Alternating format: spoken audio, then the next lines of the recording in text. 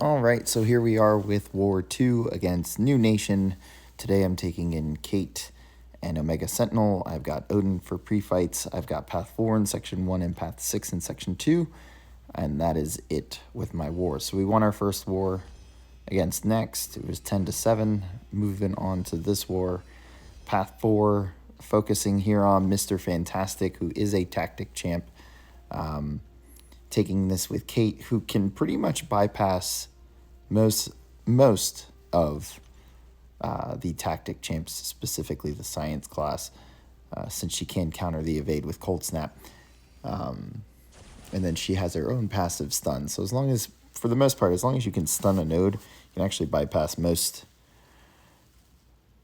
of the tactic and get by until you can take care of maybe half the tactic. So the Cold Snap taking out half of the tactic. The auto block is still a worry, so we're just focusing on heavy attacks this entire fight. In fact, once I get this Cold Snap up, there are a few times with the evade counter that I throw heavy instead of going in with a medium to close the space and then heavy again. So it was just a very, very, very hard focus on heavy attacking pretty much any time I parry stun or do the evade counter stun. But yeah, made it a pretty easy fight. This kept the Cold Snap up the whole time. There is a point in this fight where I try to reparry, and I was actually building to a special 2 here, and the reparry actually triggered her trick arrow switch, and we actually got a tranquilize, but right before the special 2. But because we have that Cold Snap on and we're heavily boosted, it wasn't a big deal at all. That one Cold Snap was enough to take out Mr. Fantastic in no time at all. So pretty easy, simple fight. Omega Sentinel came for the 2 mutants I have, Apocalypse being one of them on here on Path 4. Benefit here, insult to injury is pretty much irrelevant since Omega Sentinel cannot have her ability accuracy modified against mutants, so I can just parry heavy, place a debuff, parry heavy, place a debuff, rinse and repeat, place plasma, parry heavy to pause, and that's pretty much all I do. I miss a parry there apparently. Not a big deal at all. We're not going to get hit really hard with basic attacks. If we make mistakes, it's the special attack we can't get hit by. So built to the first special 2 off of that PS1 boost that lasted from the first fight. Gets us some easy plasmas. I'm waiting for this special 1 to come out. Could just block all of special 2 and it not be a big deal, but I thought I'd play it safe and stick with special 1s. So this set of plasmas are going to expire. Throws a special 1 immediately this time. We get another debuff on. We go in for the heavy. We're paused. Get the next debuff on. Try to bait the special 1 out after a pause. He decides to throw it in the corner.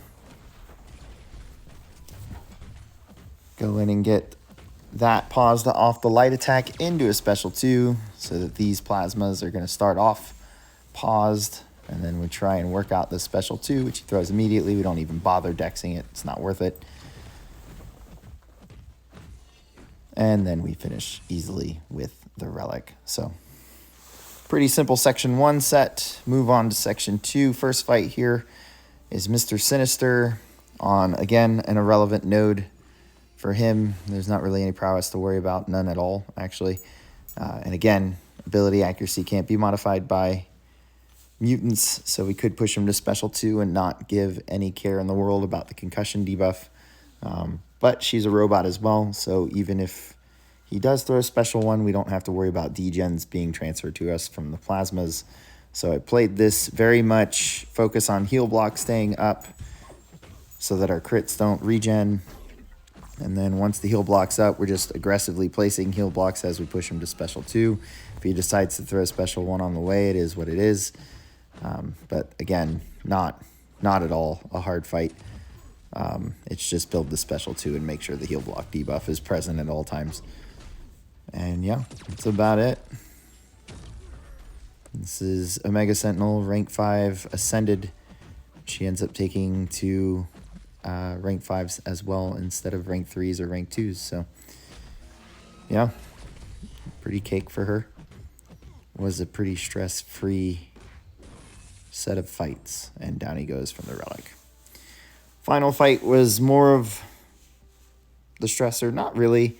Kushala here practiced dexing her special 1 so that we don't take any blocked hits resulting in prowess buildup and unblockable special attacks when she's at 3. Taking it here with Kate, my plan was to build the special 2 off of some parries and few attacks into her so that we can get a special 2 stun up and heavy her into the wall if we can to refresh the 2 and just let her take down. But there was a missed parry there and just a lot of swinging from Kushala, so had to work myself back to kind of the middle of the field, decide to parry here to build some power, and we're not near a wall, but we're going to end up getting the perfect release here. But I didn't want to push her to special 2 because I didn't practice dexing special 2. I just wanted to keep her with special 1s. So finally get the first special 1 out, miss the 2, or nail the first 2 dexes, fail on the third one. But that is the only blocked special attack, I think, out of 3 special 1s that we end up dealing with. So works out perfectly. We're even feeling ourselves right there and retaliate the special 1 after dexing it. Go in to get the next cold snap. And then here we got her close enough to the wall so we can go ahead and start refreshing it. And then focusing on special 1 dexes. Decide not to risk it. Just kind of chill. Let her tick on down, relic heavy to finish the fight. So that was the end of my war. Pretty chill war. It was nice using Kate in war in an actual competitive environment. We do end up actually winning this war. Here's a video of me placing the pre-fights where they needed to be. We ended up winning this war. I forget how many deaths they had and we had, but it ends up putting us at 2-0 for the season. And then I went 9-1 so far out of 2 wars. And then there's our 2-0. So thanks for watching. Hit subscribe, give it a like, and I will catch you guys at the next war.